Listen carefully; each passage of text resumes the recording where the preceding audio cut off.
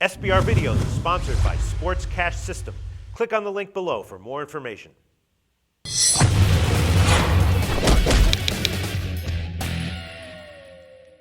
Hi, welcome to SBRForum Videos. I'm Peter Loshak. We are previewing UFC 164 right now with Adam Martin from MMAoddsbreaker.com and, of course, our regular guest, Nick Kalikas, a professional MMA oddsmaker and handicapper, and he is also from MMAoddsbreaker.com. All right, guys, now we're going to talk about Clay Guida and Chad Mendes. And Mendes, of course, huge favorite here, minus 450 at the moment. I'm seeing at 5 dimes. Clay Guida plus 360 on the other side. And, Mendes' only career loss was to Aldo, and this is looking like kind of one of these fights where the UFC wants to get rid of Guida, hand Mendes a loss so they can give him a title shot. And I'm thinking in one of those situations, you always take the favorite. I'm thinking maybe Mendes at minus 450 still has some value. What do you think, Adam Martin?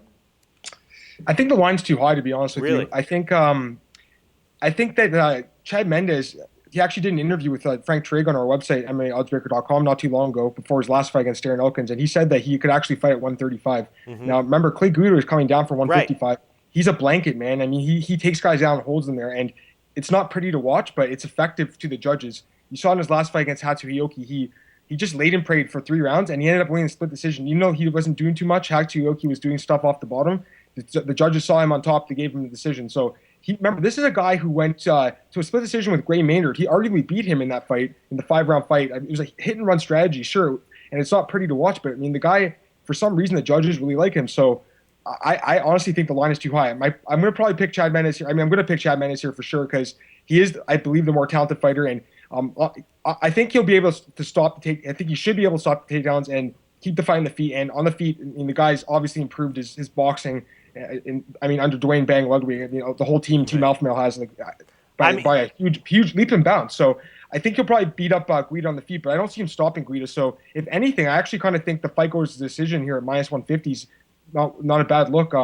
Because I do think it's going to go to the cards. Both these guys are really tough, man. I don't see finishing each other. So, but maybe the fight goes to decision because honestly, Clay Guida is a guy that I just don't like betting against because for some reason he seems to get it done more often than not. Even in fights he doesn't deserve to win, the judges seem to like him a lot. Okay, that's a fair point. I see, though, the drop down in weight, especially at this level, as being a knock against him. I mean, I don't like to bet guys who have to, cut to make a weight, especially, at featherweight. Yeah, I know, but you know what? Honestly, him and Frankie Edgar were the 2 smallest lightweights, and remember, he was in the UFC for a long time. They never had that division, so he pretty much dropped down a few after he lost those fights to Benson and Gray, who were both top 5, top 6 at lightweight. He dropped down and again, sure that fight with Hioki was controversial or whatnot, but he did win the fight. So I know a lot of people don't like him in this fight. Obviously, everyone's picking Mendes, and I can totally see why. But I honestly think the line is a little bit too high, so I can't bet Mendes here at minus 450. So I do think maybe that decision prop, like I said. All right, Adam Martin thinks that the line in a marquee fight for the big favorite is a little bit too high. Nick Kalikas, I know that's usually the opinion you give. Do you think that's the case here? Yeah, I do. I think the line's too high. Not taking anything, again, away from Mendes because I think he is going to win, probably a decision, a close decision too. But, I do think that. Everybody pretty much thinks the way these guys match up, the Mendes is going to be able to keep it on the feet and just batter him and maybe even get a stoppage because his knockout power has been so great. But look at the guys he's knocked out. I mean, that's kind of scary a little bit. So you can't really, I guess, give him as much credit for that as you can for Guida's performances. I mean, at lightweight, as Adam pointed out, I mean, he's had some underrated performances against some of the top guys in the division.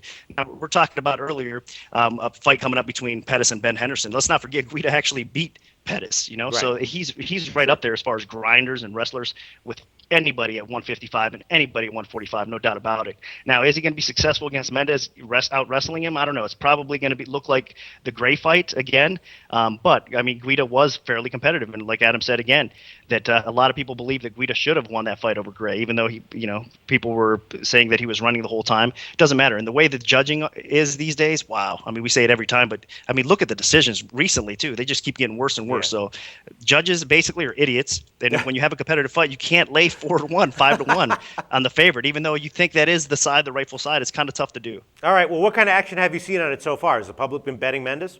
Yeah, parlays again. It's one of those things at 5 dimes. I mean, they get so many parlays, so everything's kind of been on Mendes here. So that's also scary. I mean, look back not too long ago with Machida Davis. It's another similar situation where everybody pretty much thought, how does Davis beat Machida? He's not going to take him down. And you know what? I scored the fight for Machida 29-28, but I stated that the judges probably going to be, the most important factor there. And guess what? They ripped him off even in Brazil. So you can't. Well, I shouldn't say that bad of a rip because it was competitive. You know what I mean? Right. So it was a competitive fight, and Machida kind of put himself in that situation.